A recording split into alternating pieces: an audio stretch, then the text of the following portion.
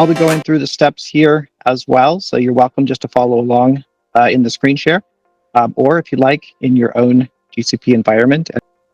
So if we go through the introduction here, it's just giving some background, because running through, what do APIs have to do with GenAI? It's really about being the connectivity, right, between the apps, between the models. Sometimes the apps are models, right, which is really cool. So this will be really interesting. We'll see that today in action. Vertex is one of the only platforms that has that end-to-end, which is very cool. And here at the API layer, we can add things like digital partnerships, portals, monetization, security, and lots of other features, right? So it's a great point to manage that communication. The use case that we're going to build today is all around the Solar API as a backend. If anyone's familiar with it, you can click on the link.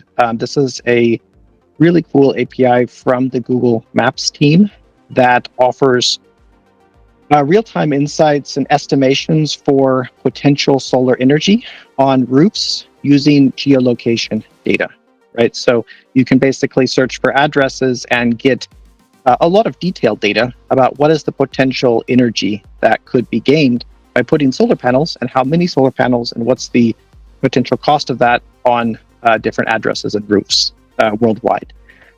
So it's a really cool project. The API is available in the Maps platform. So that's basically our backend that we want to use today, and mix that together with our LLM models for some interesting use cases. So that's going to be our one of our backends. Additionally, we're going to use the Google Maps geocoding API to work with address resolution. And if you want, you can test the Solar API in a test app, where you can search for different addresses and see the data here in real time. So that's kind of the backend that we're going to be putting into our API today. Good. Additionally, we're going to be using Gemini Pro to answer solar power questions. It's going to be in the same API, right? So we're going to have an API that provides the solar functionality as well as LLM functionalities. We're going to configure the Vertex AI conversation agent that's going to use this API auto-magically, right, to provide conversation services to use the functionality automatically. And we could also connect this to other models. So for example, ChatGPT, we're not covering that in this lab, but it works similarly, and we have a connector for that as well in Apigee.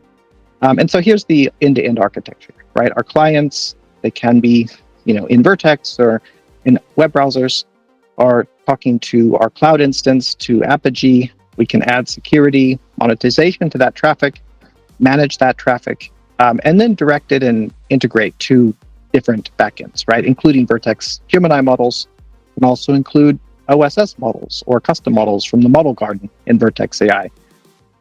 Your own internal APIs, and of course, external APIs like the Google Maps, Solar, and geolocation APIs. Any questions on the use case and the basic flow that we're going to be putting together today? What you should learn from this is, how Apigee can be used and automated to bring together existing services into LLM ecosystems, such as Vertex AI Conversations, using Gemini Pro, how to configure Apigee for security for both the existing and the new models and services, how we can use Apigee and Vertex AI together to publish GenAI models in a secure, scalable, and extensible manner. And so that's what we're going to do. What you need for this is, of course, a recent version of Chrome or a browser, which you assuming you have. And there's going to be some familiarity with running Linux shell commands, but just a beginner level. And we're here to help to make sure that that everything goes smoothly there. So let's go ahead and click on Next and go to the next step. The first step is we need to open Apigee in the Google Cloud Console. So if you're already in, you can click on the button. If you're already in the console, Google Cloud, you can just scroll down to more products. and it's under integration services, where here we have Apigee as well as application integration, which we're not going to use today, but there's a lot of potential there to help with integration tasks that I think will be, there's lab content that's coming, or we have, and we're also developing there as well to show the potential there. But today we're going to be using Apigee. So if you go to the Apigee tab and open up the overview, you should see the begin by deploying your first proxy, start with Visual Studio Code. So the environment is pre-set up in your lab, in your project, right? So you don't need to provision or to configure everything. It's already configured. The first step, we're going then to deploy some APIs into Apigee. So if we go back to our lab, we can skip the content here because we don't need to set up Apigee. It's already set up. And we should see the overview begin by deploying your first proxy message. If you're working in your own Google Cloud environment, then you could provision Apigee either as an evaluation or as a pay-as-you-go org. We're not covering that today, but that's documented in the guides, in the docs that are linked here. The next step is to open Google Cloud Shell in a tab. So I'm just going to click on the tab, and this should open everything in my project automatically. If someone here hasn't used Google Cloud Shell, it's an excellent tool to utilize because you basically get a pre-configured shell, Linux environment that you can use and authenticate and utilize for deployments and for working with Google Cloud. So it's a very handy browser tool that you can always access under shell.cloud.google.com, as well as the button in the Google Cloud console. Here up at the top, you can always activate Cloud Shell as well. So Cloud Shell takes a moment, so it opens up a shell at the bottom, and I also configured it to provide an editor as well. So we have both tools open. The editor is based on VS Codium, so the open source version of Visual Studio Code. So we have our plugins and everything available here to begin. The thing about Google Cloud Shell is that it's initially not set to a project, so we're going to have to do some configuration here to get things set up. The first step is we're going to be doing all of our deployments to Apigee using the Apigee CLI, which is an automation tool that's open source that the Apigee team maintains and provides for all Apigee automation. There's other tools as well, but it's one of the most popular. And so to install Apigee CLI in our shell environment, we need to copy this script. It's just an install script, and so this will install it and put it in our path in our Google Cloud Shell environment. So after executing that, make it a bit bigger, you can type Apigee CLI and get all of the operations. Apigee CLI supports basically any operation you can do in Apigee, from publishing, deploying, configuring everything. So it's a really, really useful tool to have around. So after the installation, we're then going to get the assets for this solar demo. Like I said, this is an early version on GitHub.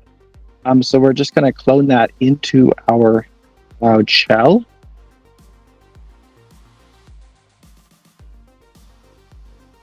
And change into the directory of Apigee GenAI solar demo.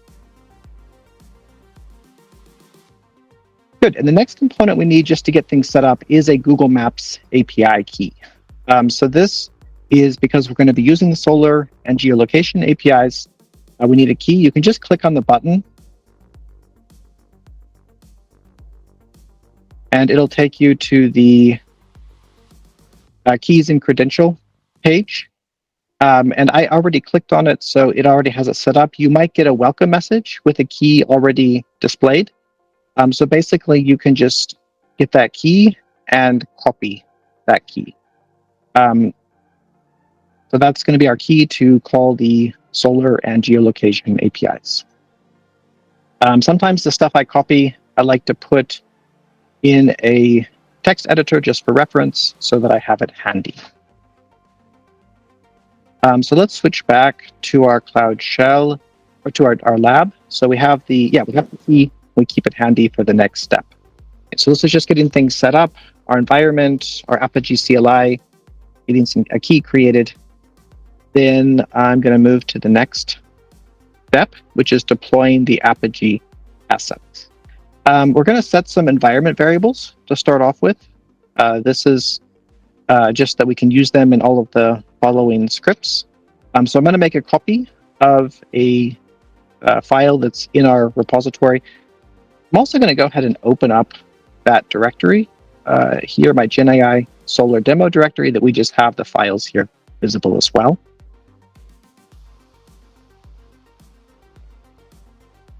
Yes, so now we have all of the assets visible here in the editor. So let's go ahead. I'm going to make a copy of that file. So there's an environment file just to make a copy that we can edit. Don't like editing the files from the source repository because then that's a difference. And as you can see here, we just need to set a couple of the environments, right? That's our project ID, the region it's deployed in, and the Apigee environment. So let's go ahead and get that information. If we go back to the Apigee console, here at the top, we have our project. And here's the project ID. So I'm going to go ahead and copy that. Everyone will have a different project ID if you're working in QuickLabs or in your own project. So I'm just going to go ahead and fill that here in the project. For the region, I'm just going to use Europe West 1 in Belgium. We can also check where our Apigee instance is running. It might be running in the US. If you scroll down in Apigee to instances, we can see exactly where it's running. It doesn't have to be the same as the Apigee instance. This region is going to be used for, well, actually, I think maybe it does have to be the same. Let's just go ahead and use the region here from Apigee. So I'm going to copy the location, and this will be used in further deployment commands when we deploy our proxies and our AI services as well. So copy the location region from your instance in the Apigee console. Let's go back, close that tab and use this tab. So so filling now, I'm just going to use US West 3. And then the Apigee environment, we can also find in the Apigee console under environments. And typically for evaluation environments, they're called eval. They can be named anything, and you can have as many of them as needed. This is often just part of the initial deployment of Apigee. How many environments do we have? Typically, they're things like dev, test, prod, or in this case, eval. So let's go ahead and fill that in. Oops, eval, and save that file. And then we're going to source that file. So that's going to be the base single point of truth or any commands that need that information. Good. And then we need to set our GCloud to use the project that we're using. GCloud is the automation CLI for Google Cloud, similar to Apigee CLI, but for all things Google Cloud. Let's go ahead and copy that and run that here as well. So set project. It's going to ask me to authorize because I'm already signed in, so it should be fine. And then it updated the default project for the GCloud CLI. And then we're going to be using, in addition to Apigee, Vertex AI. So we need to enable the API for Vertex. Google Cloud is just like Apigee. Everything is an API, so API first. And so to use any new service that we haven't used before that's not been enabled, we need to enable that here as well. So I'm going to enable Vertex. And so now we have the AI platform made available, enabled within our GCP project. Good. So we're moving right along. We will need a service account to communicate and use Gemini Pro in the behind our API. So here I'm going to create a service account just for this purpose. Service accounts in GCP are for all service-to-service communication. The really cool thing is that we don't need to store keys anywhere. As long as we're within a GCP environment, there's a concept called default application credentials, which is awesome. So it's great to not have to store keys. This also works in multi-cloud use cases as well. So this works with Azure or other clouds as well, which is great using identity federation. So in this case, it's very simple. Let's create our service account. And we're off to the races, right? So now we have our service account is available. I think you can see as well that the automation in GCP is super, super simple.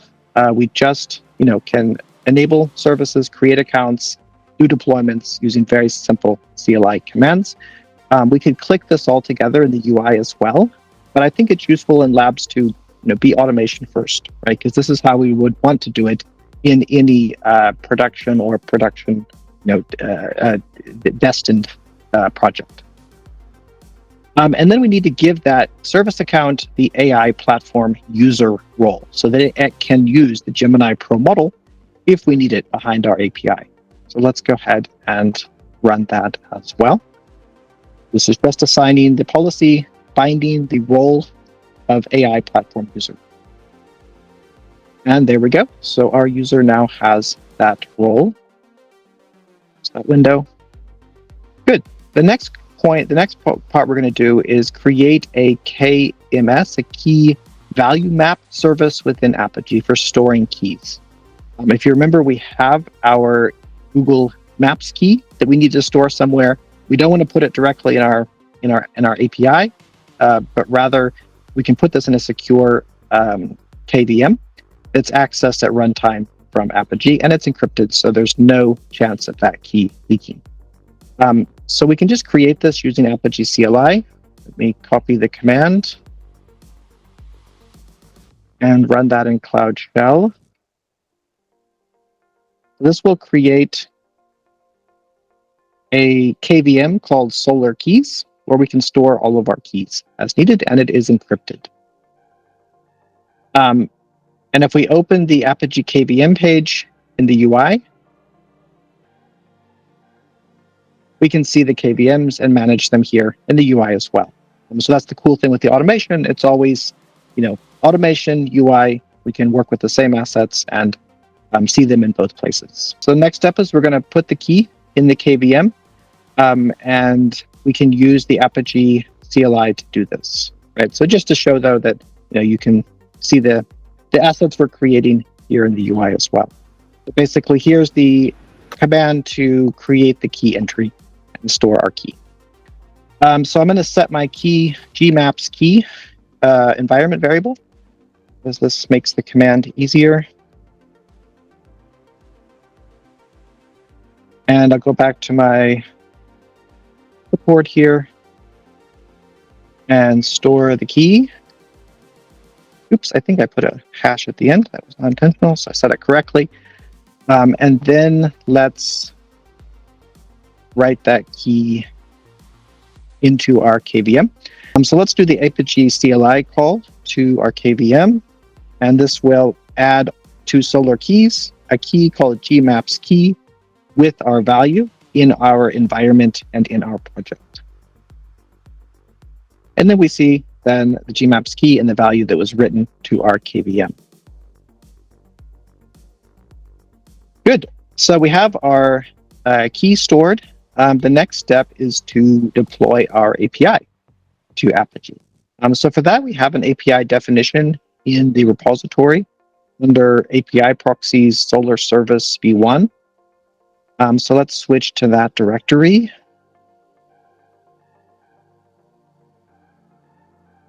And there's a lot of different ways to deploy our API to GCP, right? There's CI/CD plugins for things like Maven, or other connectors for CI/CD pipelines, GitHub Actions, GitLab, and so on.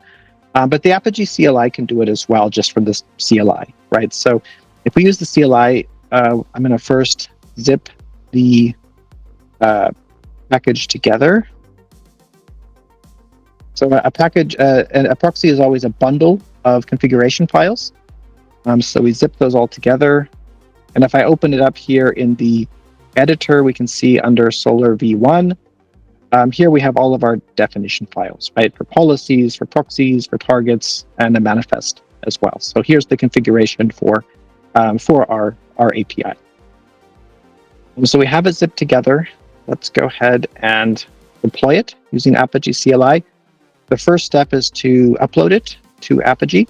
This is the exact same, by the way, for Apigee Hybrid as well as for Apigee X. So you can always use the control plane to deploy Proxy new versions. So that imported our bundle to the Apigee control plane. And the next step is to deploy it into our environment. Right? So this command will deploy the latest version to our environment. And it also assigns a service account that we created early, right? The Solar service account. And that will be used for any authentication needs that this API has. So this API is running using the service account Solar service. And if it needs to authenticate to any backend services, then like Gemini Pro, then it will use the service account. And we assign the user or the service account the role AI user, so it can access what it needs to access. So let's go ahead and deploy our proxy, and then you see that that deployment was successful. So our Solar proxy, Solar API is running in Apigee. Let's take a look by opening the Apigee proxies page to see exactly how it looks. But we have now our Solar service v1. And you can see that deployment is still in progress. So that's currently being rolled out. This is zero downtime deployment. It's always in Apigee. So that means that it does a complete push of the deployment and then switches it out at runtime so clients never notice any disruption. And if we look at the configuration, we have everything needed to mediate, right, between clients, whatever the apps are, and our backend services like the Solar API and Gemini Pro. So the different policies that we're using here, we can see are in the preflow configuration. So we are enforcing authorization. The user has access to call this API or a path within this API. Then we're getting the inputs. What does the user want to do? Validating them, getting that maps key from the KVM.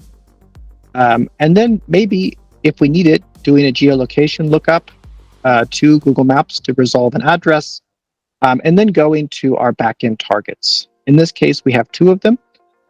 It can be used, depends on the path the user calls, but we could either be going to Gemini or going to the Google Solar API. And then for the return path, we don't have any special logic. We do have some logic in the return path from Gemini, where we interpret the response and assign it into our response for the user. And from Google Solar, we do some conversions, right? Because the Solar data that comes back is huge. So the Solar API gives us like a ton of data to work with, like all kinds of, if you have 100 panels, you get so much energy. If you have 1,000, so all the possibilities for a particular roof. And so here we do some filtering, right? That we only want to give the user the most useful data. And so we make it in a format that the user would like to use, right? That fits our API specification. So we do some translation here as well. So you can take a look through these different policies. This is just giving kind of a good basic set of some things we can do at the API layer. If we wanted to add more advanced features, then we could go into things like monetization. We could add source code if needed, JavaScript or Java or Python. We could do more validations and transformations and monetization or any kinds of logic or security or transformations here directly in the proxy. If we're using services like cancel out, advanced API security, that runs automatically when we activate it, so we don't need to add special policies here. But we can do things like validate against our OpenAPI specification or GraphQL schema or stuff like that. So there's a ton of stuff we can enforce here and manage at the API level. And the nice thing is at the API level, we have access to all the metadata, all the authentication, user scopes, claims, information, and make decisions and routes and any logic that we need. So in the meantime, our API is deployed in revision 1, so we can actually start using it. This is getting exciting. Hope everyone's on the edge of their seat. Let's see what happens next. We just took a look through the proxy configuration. So we saw in the overview how the flow configuration looks, all of the policies that we're using in this particular use case, and also the different endpoints that we're offering. Our main endpoint is /v1/solar service. So that's where clients can reach our API. And we have all the configuration in place. The next step in this lab is to test it. So we want to do some test calls to see how it runs. And the nice way of testing in Apigee is to use the debug functionality, which gives us a live trace of the API data in real time. So I'm going to switch over to my console, go to the debug tab, and start a debug session.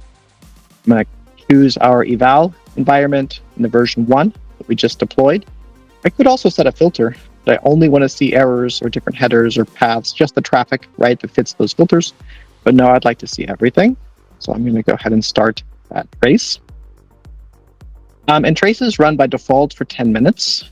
You can activate them remotely as well via API, or you can do it interactively here in the browser, and you can always pick up the trace data later via API as well. So these traces are very useful for getting visibility direct into the API traffic. Good, so our trace is running. So let's go ahead and do a test. The trace also displays the URL this API can be reached at in the environment configuration. So let's go ahead and copy that and set that as the URL environment variable.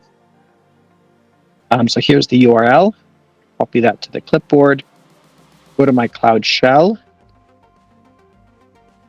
and set that to the URL variable. You will have a different URL if you're in a lab environment, so this is always unique to your Apigee instance and configuration.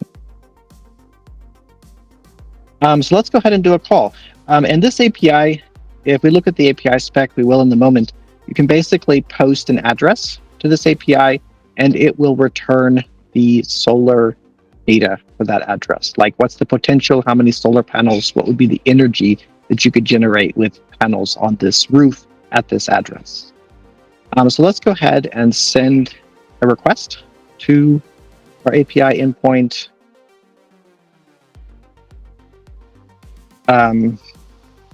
And as you can see, we get a 401 back, which means not authorized, and there's no API key with that request, right? So we expect a header API key is not being sent, which is true. If we remember back to the definition of the API, there we are enforcing the API key policy in the pre-flow. So that's basically the first thing we check. So we definitely need to send credentials and API key at least. We could change this easily to also support OAuth 2.0, basic auth, JWT validation, or anything we need to validate here to authenticate and authorize the use of this API. But in this case, we're using API keys, which is usually the simplest way to get started. So we're going to create our keys and credentials. If we look in the trace window, we can also see exactly, what happened. So if we open up that trace session again, we will see our 401 request that went through, and we see exactly at what point it caused an error, right? And it was at the verify API key point for sure, right?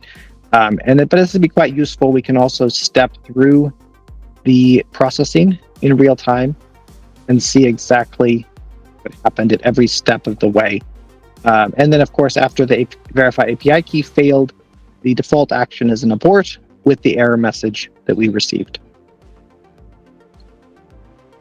Good. So the next step, after we can see the trace information, is to create an API product. So if you have any familiarity with Apigee, everything is, we want to put meaningful products out there that now have, a mix of functionalities and GenAI features. So we're going to create a product. The product is actually the thing that users will subscribe to, right? And it can bundle, different APIs together into something that makes sense for users, right? So user-focused, really API product management is, a really important component of successful API programs.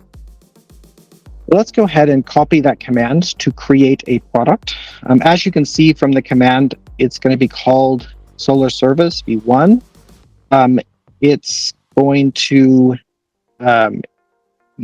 be connected to our proxy, Solar Service v1. So it's basically going to be a one-to-one relationship between proxy and product. It doesn't have to be like that. We could bundle different proxies and paths and GraphQL or gRPC endpoints into a meaningful product for users. But for today, we're just going to do this one product.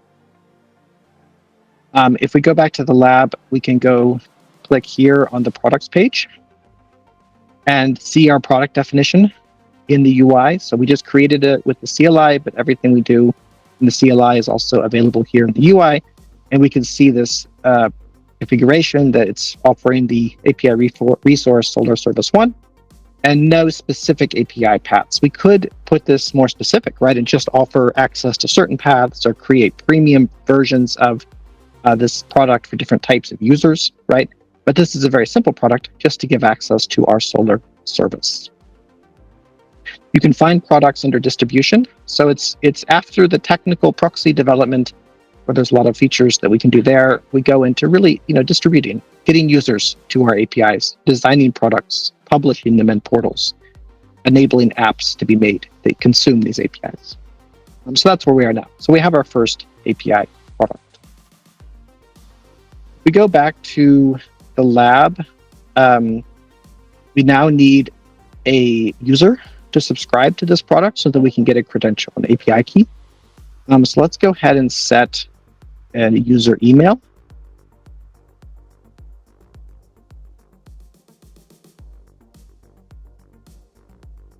It's just a fake user email that theoretically is registered to use our API. And let's create that developer using the Apigee CLI. This could happen normally automatically when a user registers in the developer portal, but we can create them using automation as well. We could also import them from an external system using automation, right? So now we've created our developer object with example developer, and this can have a lot of metadata as well, but the default is just the basic information.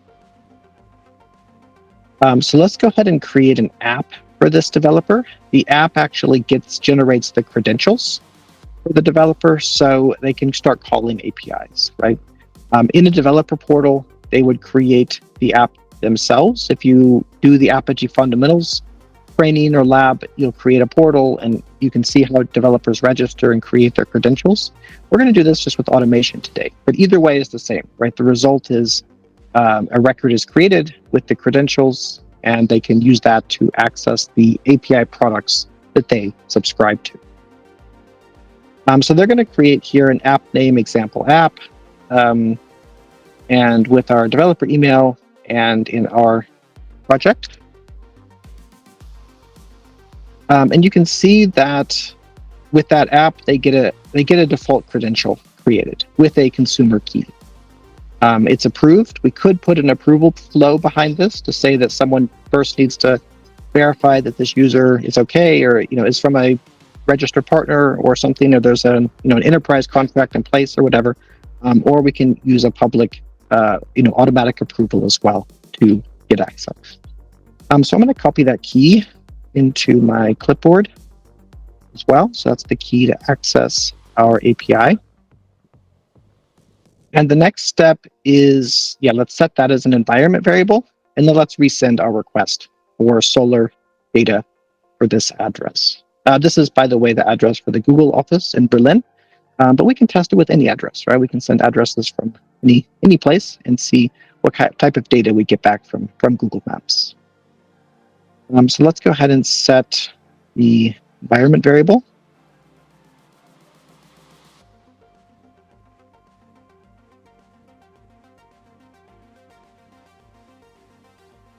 and then rerun our command, and we are sending the API key in the header, right? So we should be authenticated.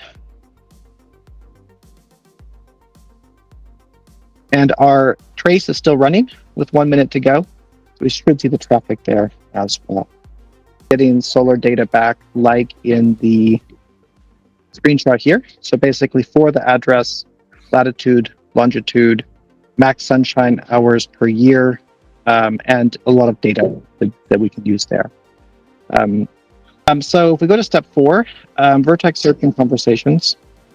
This is, a relatively new feature in Vertex. It's still in preview, and I know that the team is working on a lot of updates for Google Cloud Next, end of April next month in Las Vegas. So that's our conference where new features are typically announced and demonstrated and shown and released.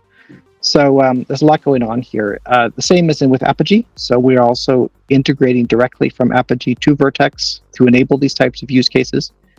Today, because this is an early preview or early access functionality, we're going to be setting it up ourselves. But this is something that's, there's a lot of integration and cool features coming in this to make it even easier in the future. So the first step in the lab is to open the OpenAPI spec for our API. And we can do this in the Cloud Shell editor. Let's switch over to the editor. It's under API specs, Solar API v1. And this API specification includes the root Solar service path where we get a Solar estimation, as you can read by the description. And you can send in an address text and get the estimation back. And we also have a question endpoint that we will connect to Gemini to answer Solar questions as well. So 2 paths are offered in this API. This schema was actually also generated by Gemini using the Apigee plugin to VS Code. So that's another cool feature, is that we don't, in the future, probably have to create these specs manually, but rather Gemini or our model assistant will help us create these based on inputs and data structures as well. But today we're just going to leverage it. It has a default server already in that works. It should work. So I'm just going to copy this. But you're welcome, if you have your API working, you can put in your root URL that you copied and set as the URL environment parameter here in the server configuration. Then this API specification will be connected to your API, right? So if you do an echo URL, that root URL without the v1 Solar service, so just the root, you can set in there as well. If it's not working for you, you can just copy this version, and this will be using another version of the proxy that's deployed in another cloud project. So with that, just do Control-A to select the entire OpenAPI spec, and we'll be using this in a moment. So the next step is to open Vertex search and conversation. So let's just click on that. And this opens the Gen app builder. You might have to enable it in your project. So we didn't enable that yet, but you can just continue and activate the API to enable it.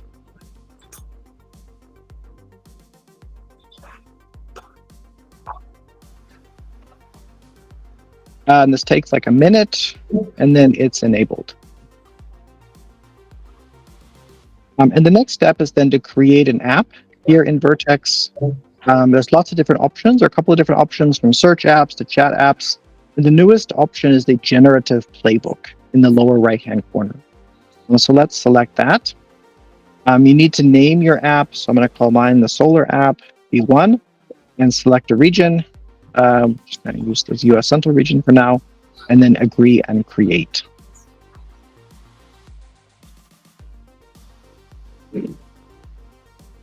This takes a moment, but this is putting everything in place then to connect Gemini to our API in real time.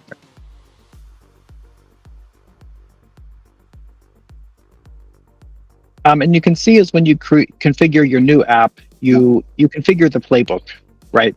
So what are the instruction and the prompts that this app will use to interact with the user using a configured generative model like Gemini Pro, right? So in this case, we have a pretty simple set of instructions, to greet the user, summarize the user's request, and confirm that it was understood correctly. And then we're going to use our Solar service as a tool within this playbook, right? So if the user asks about, solar panels, or if we can tell them what we can do and they can ask questions there, then we would go to the Solar service for that. The cool thing is that we can connect a lot of different tools here, theoretically, right? So actually, address different use cases here in this playbook. Of course, key to that is the tool configuration. So here we can configure our OpenAPI specs as tools just by clicking create. Here I have the API configured, and you can see that we can connect our API spec with our server and all the documentation directly here, and Vertex will use that and understand it automatically. The new features that we're working on do this configuration automatically from Apigee to Vertex, so that's be something you'll see next month at Google Cloud Next, how those extensions can be automated as well. In this version, we're just configuring it directly since this is an early version.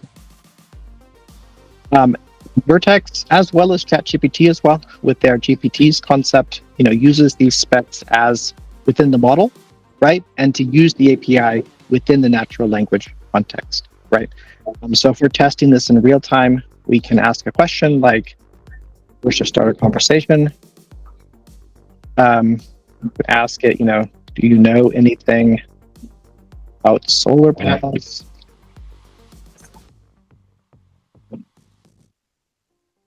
And it knows what my API, what the tool can do, right? And it knows that if you give it an address, it can give it an energy potential estimation based on the API, right? We can say, okay, would my roof at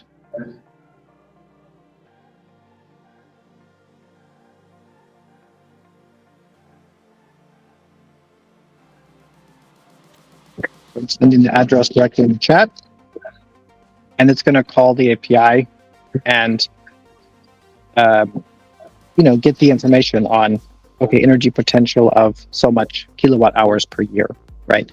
And we also see here a nice debug window to see exactly how those requests are sent. It used the API with the address and then got that data that we saw in the lab as well and displayed it to the user. Right? So you can test this with all kinds of addresses. We could do some more here and then see how that is works. And you see it didn't show everything in the response.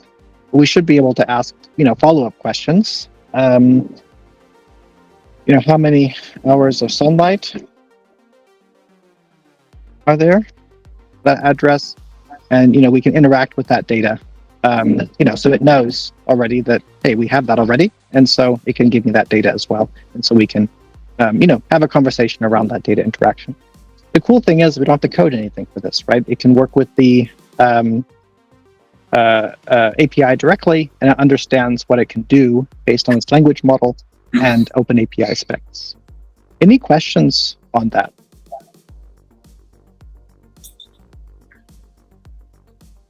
I think this is opening up a lot of new use cases, interesting ways to leverage APIs together with large language models. Vertex, I really like the playbook approach to configuring this together. Also, these conversations you can access from a lot of different channels, right? This is just the test console. We can connect this to, web pages, Facebook Messenger, lots of different places where potentially users could interact with these apps. So the lab takes you through that process of configuring the tools and connecting it and running your, the chat just like we did right now.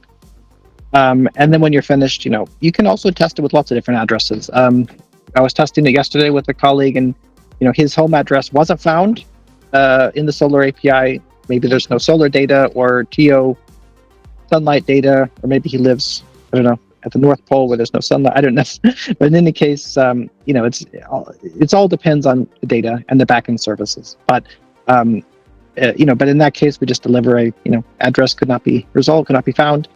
But in any case, we do use the data as best we can. We could also in the API have a fallback scenario, right? To say, when the address can't be found, then we direct the user to some other channel or to a help agent or an agent or someone to help them further, right? Because the API wouldn't help them. Good. So the last step in this lab is to utilize the questions endpoint, which is using Gemini Pro. So basically here in our proxy, we have Gemini also as a target API.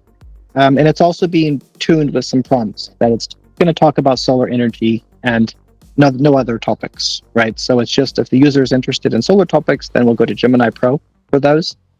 For example, for what are the most efficient types of solar panels, and then it'll get the model response for those types of questions.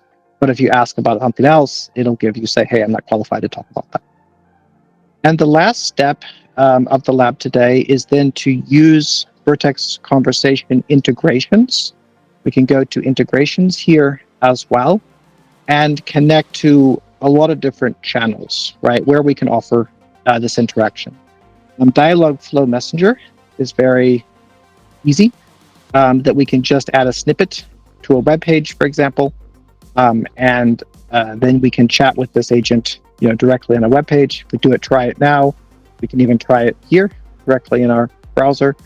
And there's a sample web page. You can run this as well in your Cloud Shell locally and test it out and chat with the web page version as well.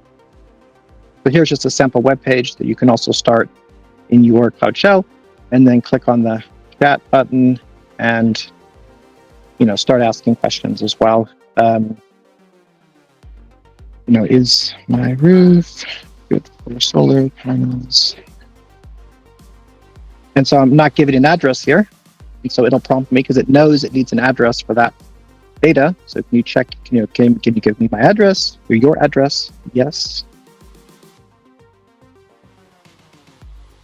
I'm going to give the country as well, but that can be resolved then, and we'll get the response.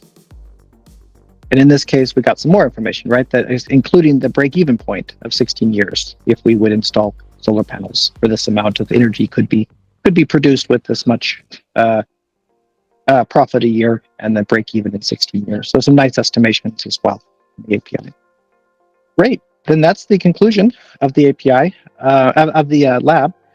So when you've gone through that, you've successfully published your API, connected your first LLM app with Vertex AI conversations, and run a lot of different requests for addresses and solar estimations, as well as using Gemini directly as well for solar information. There's some nice links here to explore further. These types of use cases are super fun and interesting to explore, right, with users and build out together. And as you could see, very fast, right? So with using automation and the capabilities of Google Cloud and Apigee, we can deliver and realize these use cases in a very accelerated time frame.